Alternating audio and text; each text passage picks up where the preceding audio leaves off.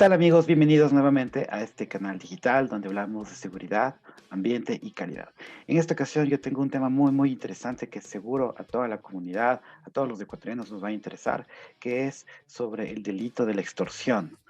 Para lo cual he invitado al ingeniero y teniente de la policía.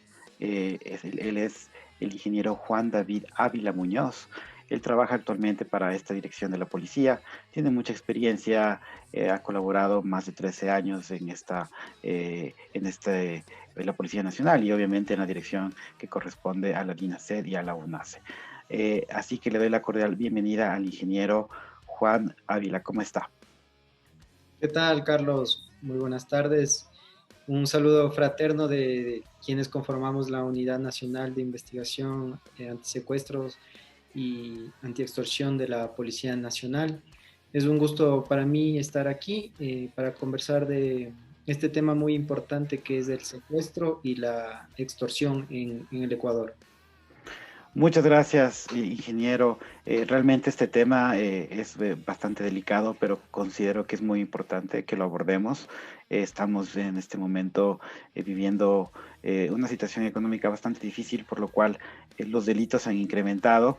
Y bueno, aquí estoy con el experto que nos va a comentar un poco qué es lo que está pasando actualmente, cuál es la realidad del país y sobre todo qué medidas preventivas podemos tener los ecuatorianos para justamente evitar ser víctimas de este tipo de extorsión. Así que ahí va la primera pregunta, ingeniero. ¿Qué es esto de la extorsión y qué tipos de extorsión existen en el Ecuador? Bueno, comenzamos indicando que la extorsión es un delito que está tipificado dentro del Código Orgánico Integral Penal en el artículo 185, en el que nos indica que es cuando una persona obliga a otra con violencia, amenaza o intimidación a realizar o omitir un acto en perjuicio de su patrimonio. Tenemos varias modalidades.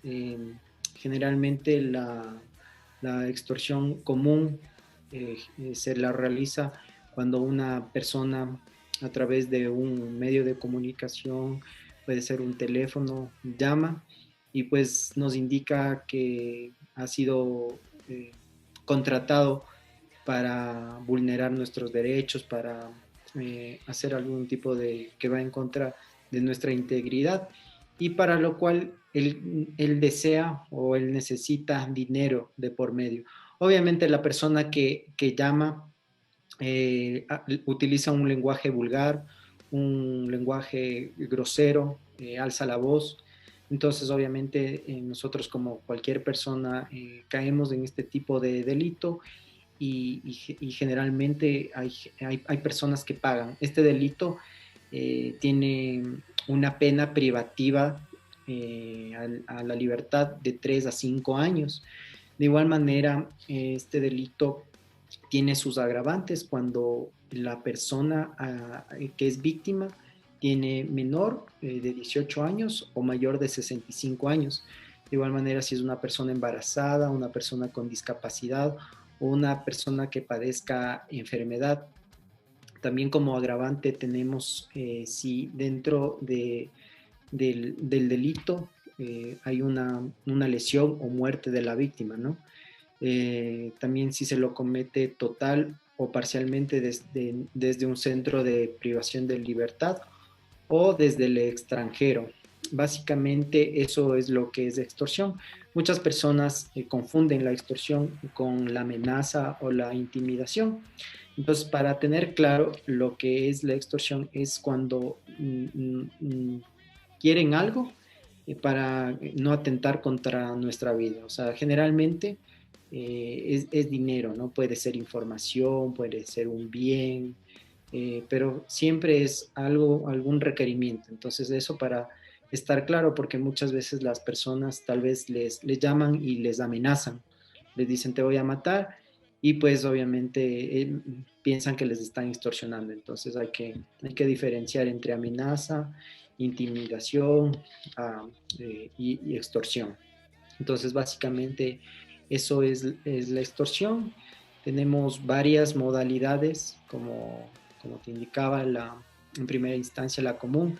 También tenemos la que es robo a vehículos. Generalmente cuando una persona es víctima de un robo de su automotor, después de algunas horas comienzan a comunicarse indicando que tienen nuestro vehículo y que para ello quieren un rédito económico. De lo contrario lo van a quemar o lo van a vender o lo van a, a vender en partes, ¿no? Entonces, muchas veces la persona por el temor y también por el miedo paga una cantidad, generalmente son cantidades bajas, 100, $200, entonces paga una vez y después de 2, 3 horas nuevamente le piden que deposite otros $200 porque ese dinero no le llegó y pues obviamente ahí comienza un círculo, ¿no? Tenemos la modalidad subversiva. La modalidad subversiva es cuando generalmente esto pasa dentro de las ciudades que son frontera, ¿no? Frontera ya sea con Colombia o Perú. Y hay organizaciones o se toman el nombre de organizaciones que están al margen de la ley, que tienen su ideología subversiva. Se toman el nombre de las FARC, el grupo eh, de alias Guacho, de Oliver Sinisterra, y pues piden montos económicos para poder trabajar. Como te digo, generalmente esto pasa en la frontera.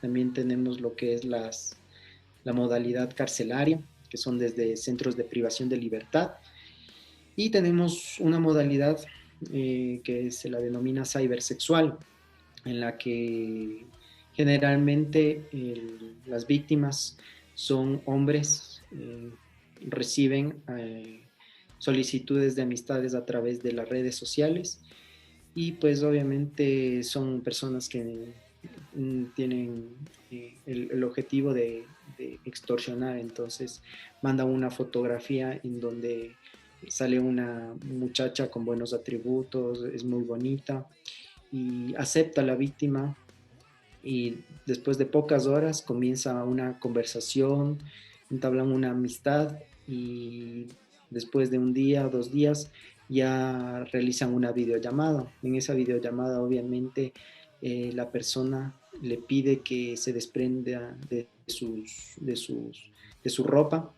y que le muestre eh, sus, sus partes íntimas. Entonces, ese momento comienza la extorsión, porque una vez que muestra, pues le toma una fotografía, le hace un video y corta la llamada.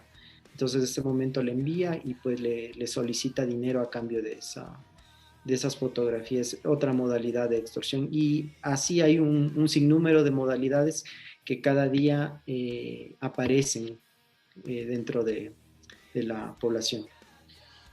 Muy interesante.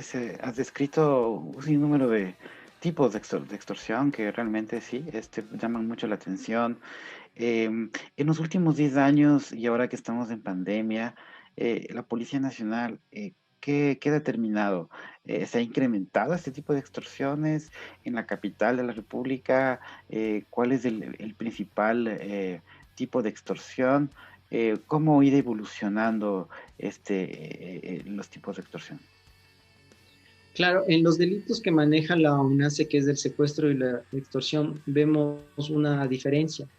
El delito de secuestro ha bajado, ha tenido una tendencia a la baja, y en cambio la extorsión ha tenido una tendencia a la alza. Esto debido a que para realizar un secuestro o una organización necesita de mucho equipo y necesita de logística, recurso humano y obviamente el Ecuador al tener una unidad bien preparada es muy complicado que una organización que está al margen de la ley se dedique a eso.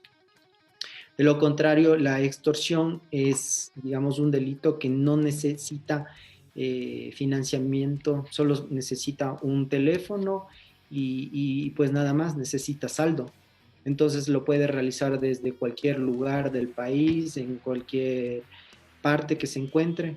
Entonces hemos tenido una alza de los delitos. En lo que va del año 2020, obviamente depende mucho de la población. de cada ciudad, ¿no? En ciudades que son más grandes, pues obviamente vamos a tener mayor número de denuncias de secuestro, perdón, de extorsión, como lo son la ciudad de Guayaquil y la ciudad de Quito. Solo las dos abarcan casi el 60% de las denuncias por el delito de extorsión. También vamos a tener, obviamente, en las ciudades que son frontera, como te lo venía indicando hace un momento, por el tema de la modalidad que se suelen hacer pasar por subversivas, ¿no? Entonces, en lo que va del año 2020, en el DMQ tenemos aproximadamente, o tuvimos 434 denuncias por el delito de extorsión y en Guayaquil tuvimos 286. En total tuvimos en todo el Ecuador 1.210 denuncias por extorsión, a lo contrario de lo que es del secuestro. Lo del secuestro solo tuvimos 38 denuncias por secuestro, 17 en Quito y 8 en Guayaquil, y las otras pues en varias ciudades del Ecuador. Entonces tenemos una alza de los delitos de extorsión porque, como te digo, es muy fácil para una persona realizar este tipo de delito, porque a la final solo necesita un medio de comunicación que generalmente es un teléfono, también lo hacen a través de redes sociales, a través de correos. Ha habido casos que nos han llegado pasquines, cartas, pero lo más rápido es una llamada. En una llamada gastará 1 minuto, 2 minutos de su tiempo la persona que realiza eso, y pues si le resulta podrá obtener un beneficio de unos 100, $200, ¿no es cierto? Y de lo contrario, si no, no pierde el tiempo y comienza y sigue extorsionando, ¿no? Son personas o son bandas que se dedican a esto, a extorsionar diariamente a 10, 20 personas, y pues una que le resulta pues es el negocio de esta. Perfecto.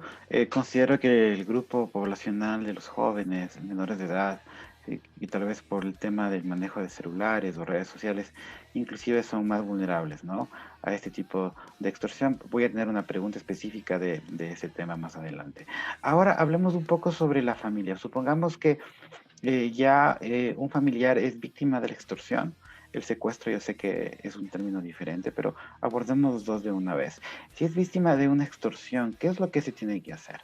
Porque muchas veces, en la gran mayoría, se desconoce primero cuál es el procedimiento a seguir, a quién dirigirse y cómo actuar, ¿no? Entramos en un momento en donde no sabemos qué hacer. Y en el caso de secuestro, peor aún, ¿no? O sea, en este escenario estamos muy nerviosos y realmente la comunidad desconoce mucho cuál es el proceder adecuado para manejar este tipo de crisis. Entonces, ¿qué debe hacer el familiar en cuanto a la extorsión y en cuanto al secuestro?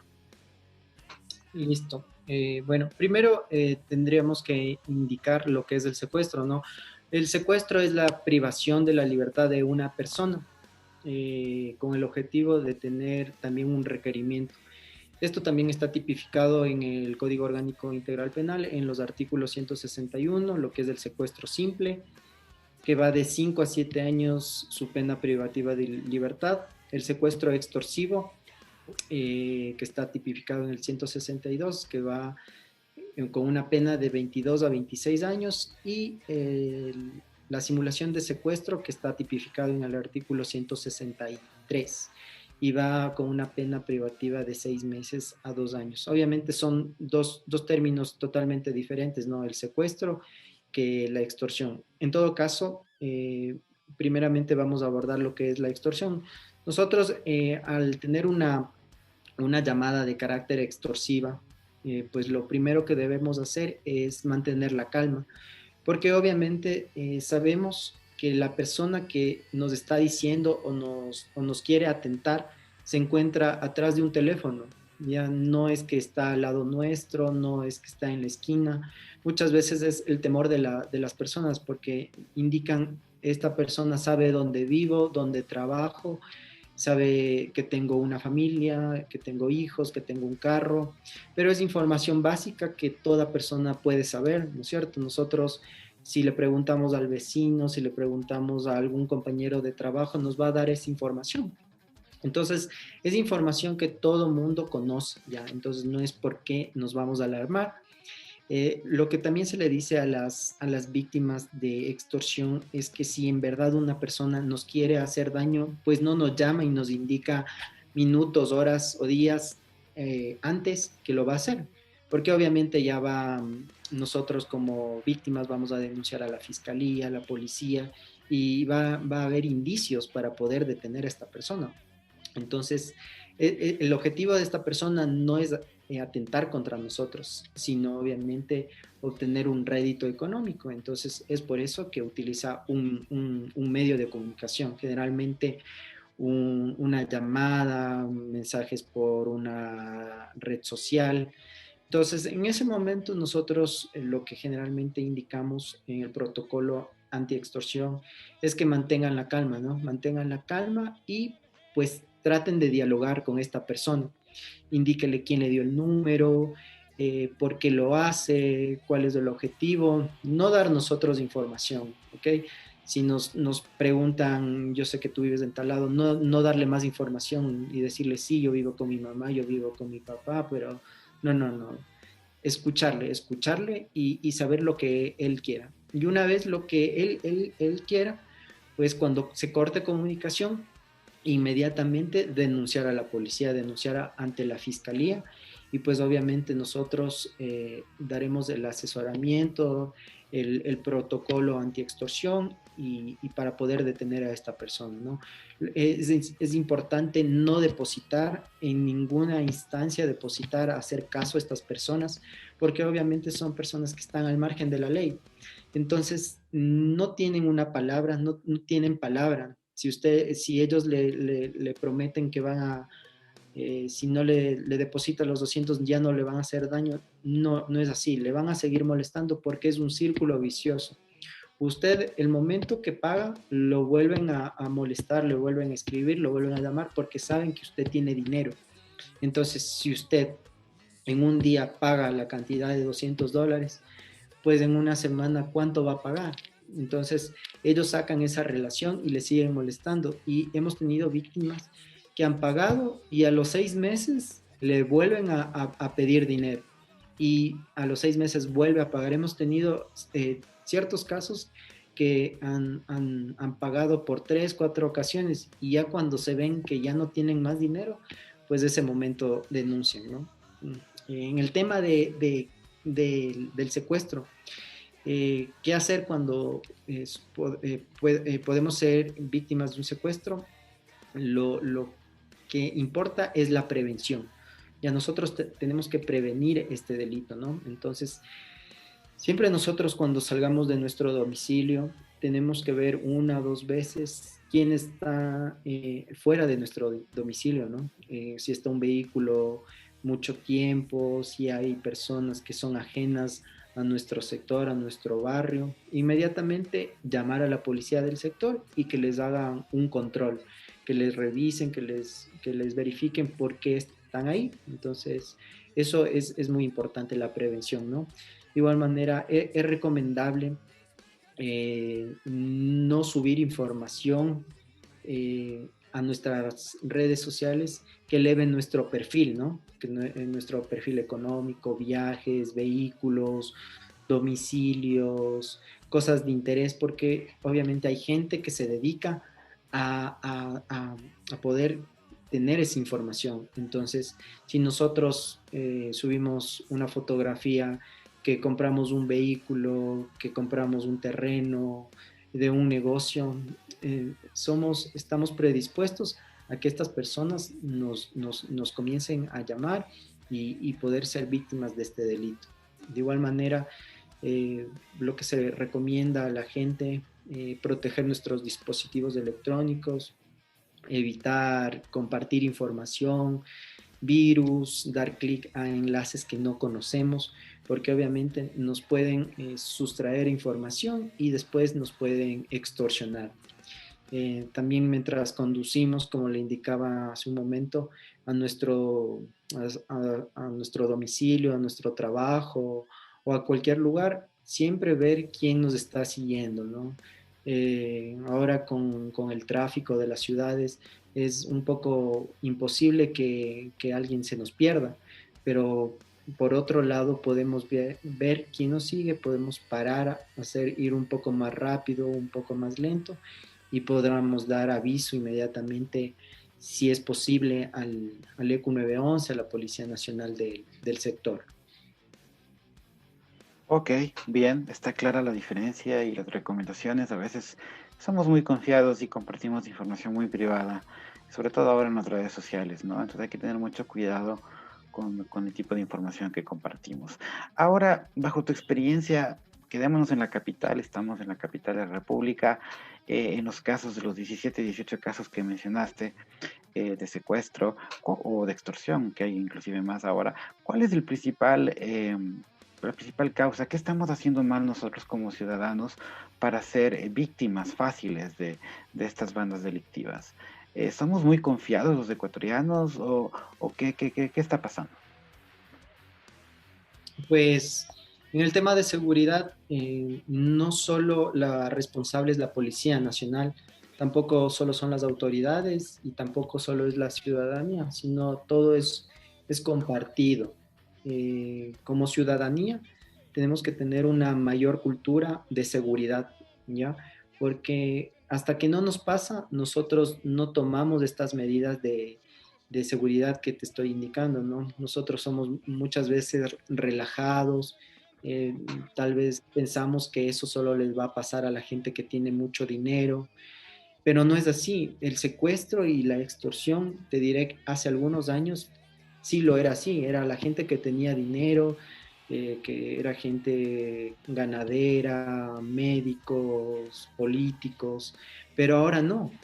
Ahora toda persona puede ser víctima de secuestro y extorsión, ¿ya? Y nosotros como ciudadanía tenemos que tener esos tips de seguridad pendientes. Generalmente cuando una persona es víctima de un secuestro, una extorsión, después de eso nace en ella el tema de tener una seguridad, tener, qué sé yo, todos estos tips que te dije, colocar una cámara, colocar barreras físicas, no ser tan pretencioso en redes sociales, tener un seguro de vida. Entonces, después de que nos pasa esto, generalmente la ciudadanía se pone a pensar de lo que está haciendo mal. Entonces no debería ser así. Entonces nosotros como UNACE, como Policía Nacional, hacemos este tipo de entrevistas, este tipo de charlas a todos, no depende del sexo, la edad, la situación, el estatus, todos somos propensos al delito de secuestro y extorsión. Entonces nosotros como ciudadanía tenemos que tener esa cultura de seguridad, tenemos que tener claro qué hacer en caso de una extorsión, en caso de un secuestro, a quién llamar, tener, por ejemplo, el botón de seguridad de la unidad de policía comunitaria más cercana del sector. Cosa que si pasa algo, aplastas el número 5 y pues el móvil, el patrullero del sector viene inmediatamente. Entonces, esos son tips de seguridad que tiene que tener toda persona, es lo importante, y manejarnos nosotros como adultos, de igual manera inculcar esto a nuestros hijos, a la gente que tal vez piensa que no les va a pasar nada porque son jóvenes, porque tienen una vida por delante, y no es así. Tenemos que indicarles desde jóvenes a que se preocupen por su seguridad, la seguridad del vecino. Si estoy viendo que le está pasando algo a mi vecino, a mi amigo, pues ese momento de denunciar, ayudar, lo que generalmente hace un buen ciudadano. Entonces, eso creo que deberíamos hacer como ciudadanos para poder detener o prevenir este tipo de delito.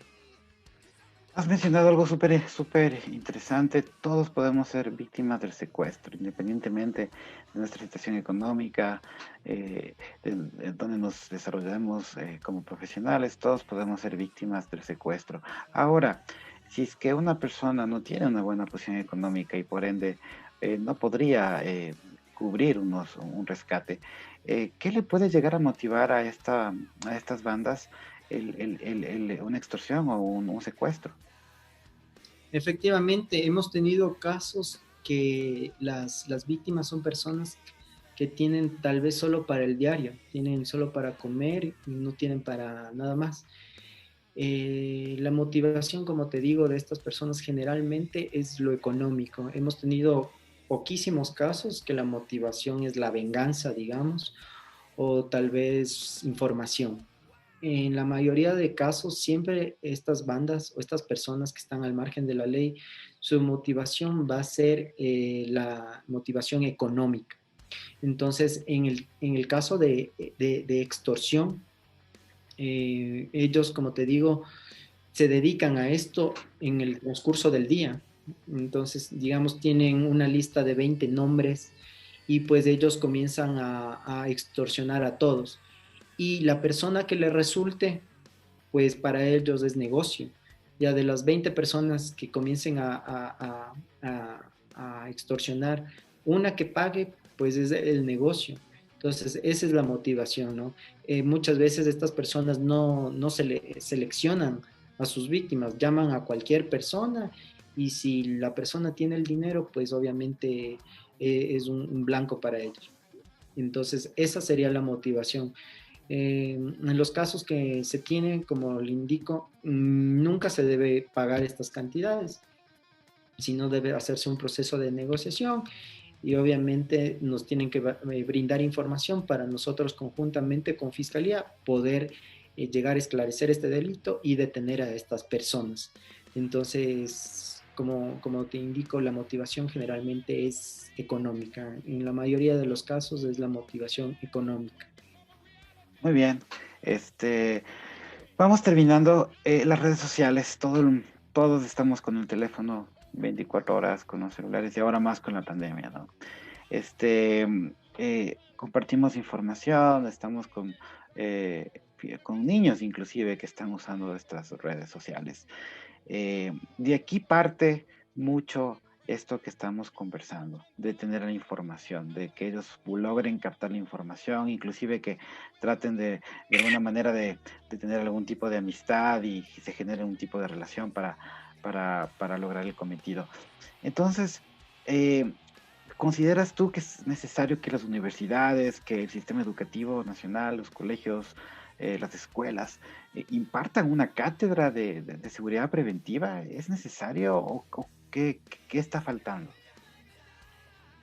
Creería que sí, que sería sumamente necesario que todos los jóvenes, las personas que están estudiando, inclusive ya sean adultas y estén estudiando una carrera de tercer, cuarto nivel, manejen este tipo de medidas preventivas. Sería ideal, sobre todo para nuestros, como tú lo manifestabas, para los niños, adolescentes menores de 18 años, porque ellos les ha tocado vivir más rápido el tema de la globalización, el tema de estar conectado durante 8 o 10 horas por el tema del colegio, por el tema de la pandemia.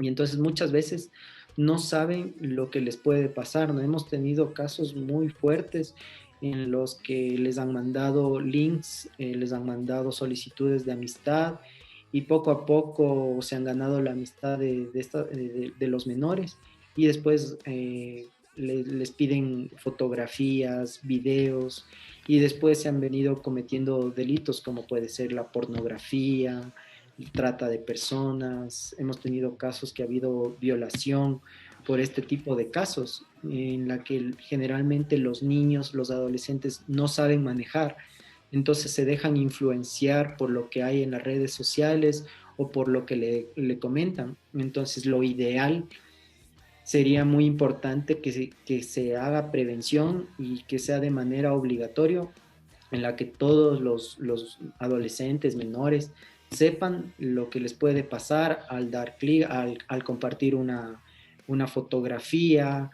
al enviar un video, todo lo que puede conllevar esto. Entonces, sería muy importante, sobre todo los menores, porque no manejan el tema de privacidad, hay en las redes sociales, hay protocolos que tú aceptas cuando tú ingresas los términos y condiciones, generalmente en Facebook, Instagram, Twitter y demás.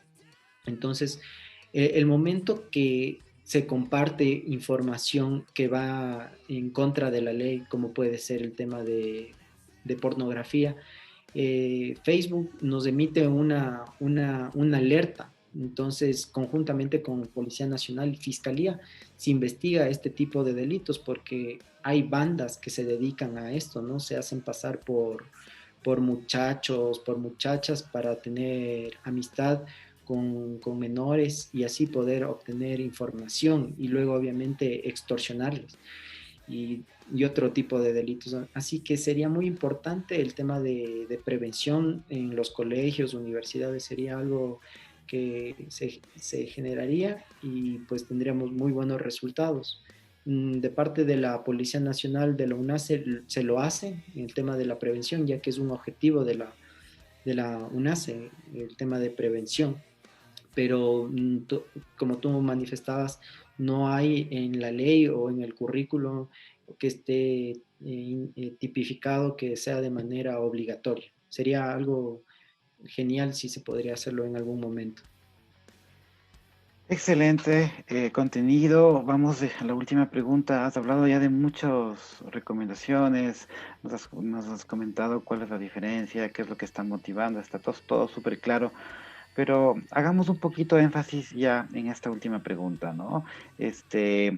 Danos consejos, tips del día a día, ¿no? Yo salgo de mi casa a las 8 de la mañana, me voy a mi oficina, regreso al almuerzo, vuelvo a salir, inclusive fines de semana, ¿no? Que ahora se trata de aprovechar y compartir con la familia o de pronto en un viaje, ¿no? Que vamos a la costa, etcétera. Danos tips así súper prácticos con tu gran experiencia que tienes, que a veces nosotros cometemos errores y no tomamos en cuenta. Bueno, como medidas de prevención en este tipo de delitos, es siempre tratar de mantener la calma, a avisar inmediatamente a las autoridades mediante el EQ911, indicar que estamos siendo víctima de secuestro, extorsión o cualquier tipo de delito. De igual manera, no publicar en redes sociales información personal, familiar ni económica. Procurar no entregar información personal, financiera, cuando nos llaman por teléfono. Si recibimos una llamada de carácter extorsivo, no brindar información, sino que ellos nos confirmen qué es lo que piden. Si es posible, tenemos que grabar la conversación. Existen aplicaciones que permiten hacer estas grabaciones y siempre tenemos que intentar persuadir al presunto extorsionador qué, cómo, cuándo, dónde, por qué, para que nos brinde mayor información, ¿no es cierto? No comprometernos y darles nuestra palabra que vamos a pagar, sino decirle que, ok, vamos a tratar de buscar ese dinero, pero no indicarle, ok, te deposito este momento, no. Eh, recopilar, preservar y hacer buen manejo de los indicios que hayamos obtenido, capturas de pantalla, de los mensajes, grabaciones, si acaso nos llega una carta, una, una esquela, pues protegerlo para que obviamente ponerlo luego a órdenes de la policía para que se hagan las respectivas pericias, adoptar medidas de seguridad necesarias para sí, para nuestros familiares, compartir si tal vez alguna persona está viendo esto, indicarle a nuestros familiares que hay estas modalidades, que escuché de esto del secuestro, que no hay que hacer esto, que hay que denunciar. O sea, comunicar todo lo que estoy indicando también es una medida de prevención. Tomar contacto con una persona en caso de existir alguna duda, alguna novedad, algún problema, siempre pedirle ayuda a algún familiar y pues siempre, como te dije, denunciar. Es importantísimo denunciar el delito de extorsión y secuestro porque solo así podemos trabajar la Policía Nacional conjuntamente con Fiscalía. Excelente, no tener miedo en denunciar. a veces también creo que damos confianza muy rápido, ¿no? Y no guardamos esa reserva de nuestra información privada, ya sea en redes sociales o cuando conocemos a alguien, tenemos ser muy cautelosos con quien estamos tratando. Eso creo que es una lección y sobre todo seguir todas las recomendaciones del ingeniero. Yo le agradezco muchísimo, ingeniero Ávila, por el gran contenido que ha generado a toda la audiencia. Agradezco también a toda la audiencia por seguir este canal. Espero que esta información haya sido de valor para ustedes, lo puedan compartir y nada, no me queda más que agradecer al ingeniero por todo su conocimiento y por su buena predisposición en compartirnos esta importantísima información. Muchas gracias a ti, Carlos. Nuevamente el compromiso de la Policía Nacional, de la UNACE, que confíen en su institución, en su policía, que tienen una institución altamente calificada. Y los resultados son esos, se ven en los medios de comunicación, los detenidos por secuestro, por extorsión y diferentes delitos que diariamente ocurren en nuestro país. Entonces, que denuncien, no callen ante ningún tipo de delito. Muchas gracias. Excelente, ingeniero, y muchas gracias a todos por estar aquí y hasta una próxima oportunidad.